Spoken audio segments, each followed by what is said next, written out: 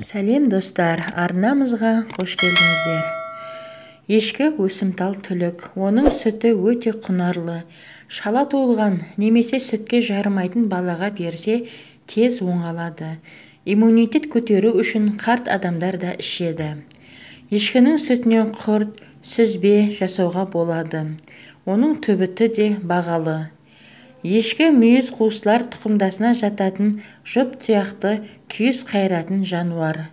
Ешкі қолға алғаш үйретілген жануарлардың бірі. Ешкінің мүйізі қырлы, дене бітімі жеңіл, құйрығы қысқа келеді. Оның түбіті, еті, жүні, терісі, сүті пайдаланылады. Ешкі 9-10 жыл тіршілік етеді.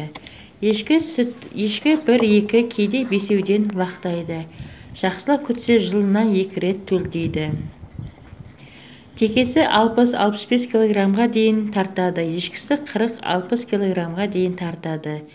Сүтті ешкілер жылына 450-550 литр сүт береді. Сүтінің майлылығы 4,5%. Ешкілерді 42 айында қырқады. Текесінен 4-6 килограмм, ешкісінен 3-5 килограмм қыл алынады. Түбітті ешкіден 2 килограммға дейін түбіт алынады. Ешкі терісінен сафиян, шевро сияқты бағалы былғары жасалады. Ешкінің еті аздау болғанымен ерекше күтімді қажет етпейді. Көктем мен жаз айларында көкке жайылған ешкі сүтінің құрамындағы дәрумендер молайып, әрі дәмі де өзгереді.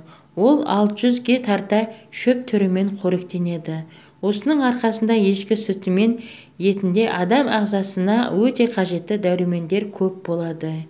Ешкі тұқымын асылдандыру, күтімі мен азықтандыруын дұрыс ұйымдастыру арқылы оның өнімділігін арттырады.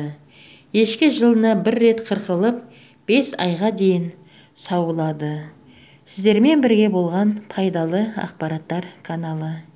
Келесі видеода кездескенше сау, саламат болыңыздар.